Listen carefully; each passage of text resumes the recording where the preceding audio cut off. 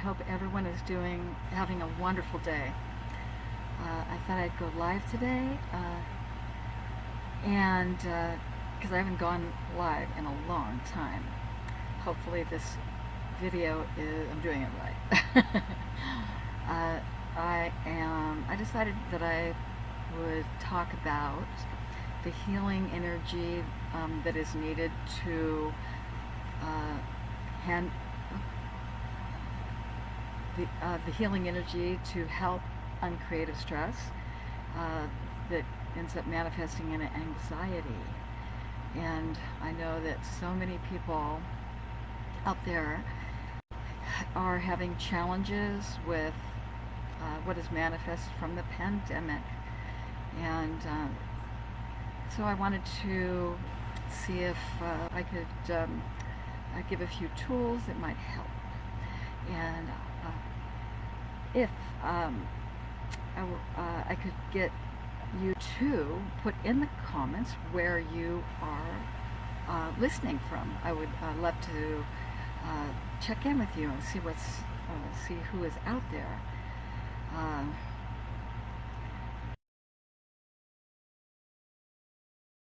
So let's see, there's the comment section. Okay, one viewer. So hello there. So I would love it if you would let me know where you're from. Okay, so hopefully this is, because I just got an internet connection issue showing up. Hopefully it's not a problem. So as far as when you have challenges like uncreative stress, I recommend first going within, getting in touch with your breathing, and to calm yourself.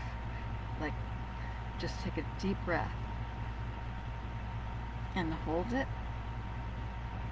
for like 5 seconds, and then release it. And again.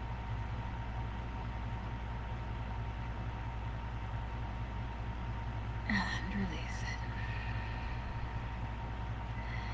So, doing meditation is great for tapping into something greater than ourselves. Because sometimes we feel like we're alone when we're handling these different issues and that nothing can be done to solve them. So when you can take a few moments, like 5 minutes or so, or 15 minutes, whatever it takes for you to get that peaceful feeling. And when you're in meditation, don't think about anything else except for just put it, like, empty your mind. And when you're breathing, you'll feel this calmness, and focus on like peace, gratitude. Doesn't have to be like love, just something that's going to help you to gain a calmness. And then when you feel that centered, that feeling, that the connection with the divine, remember it, so that when you come out of your meditation, when you start to experience stress or anxiety, you go right to the present moment and just remember that grateful feeling. And because you can't do anything about the future, it hasn't happened yet. You can't do anything about the past because it's already done. And if you spend your time focusing on what has already happened, then you'll be wasting your valuable energy, and it'll be it has a tendency, when you're caught up in the past, to reach for something to soothe you. It might be your familiar addiction, say. Maybe you like to eat too much ice cream, or smoke a cigarette, or drink alcohol. Some people do drugs, unfortunately, and I guess unless they are doctor prescribed, but even then we know that can sometimes backfire. So by choosing to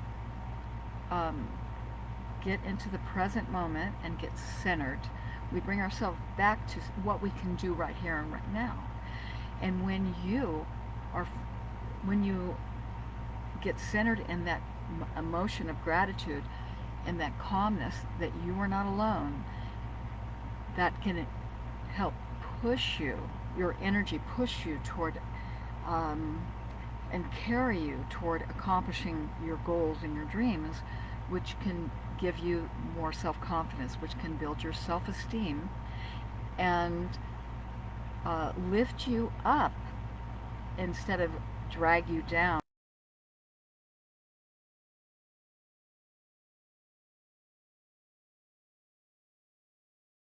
And to the courage that you need to live a better life. Where if you are caught in the lower levels of energy, you instead you're like just you're caught in despair, perhaps, maybe fear that things will never get better, and worry. If you're all you are is worried about, oh my God, and you talk too much about it to people that you know, it perpetuates. I mean, yes, we can talk about it and look at it, because if we're like an ostrich with our head in the sand, then we're not helping ourselves either. So we become aware of it, we release it, we let it go, and know that it's done, because God didn't create anything that God didn't create any junk. When I say God, I mean there's this intelligent energy in the universe. At least that's what I believe. Whatever you call God, divine intelligence, Jesus, Buddha, Krishna, whatever you call the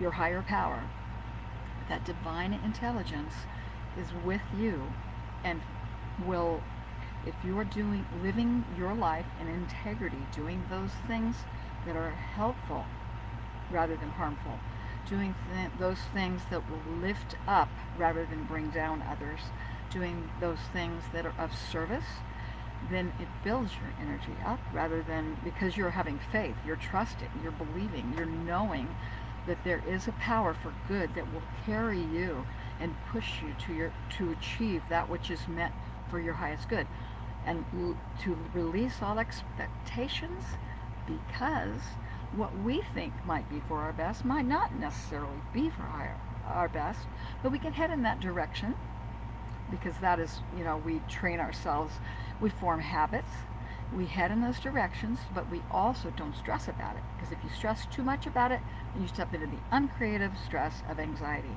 So instead, we focus on what good we can do, the love that we can share, and get out of our selfish way, release the expectations, head in the direction that is going to help fulfill our destiny in whatever way that might be, without being desperate.